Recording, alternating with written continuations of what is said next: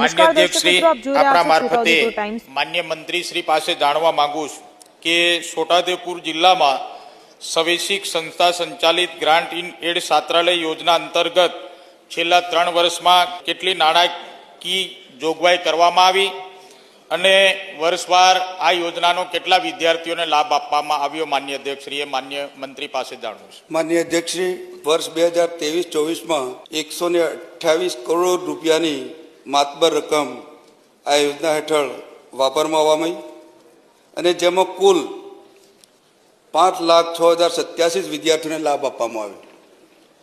2024-25માં ઉક્ત યોજના હેઠળ 165.45 કરોડની જોગવાઈ કરવામાં આવી અને ટોટલ 47,555 વિદ્યાર્થીઓને લાભ આપવામાં આવ્યો.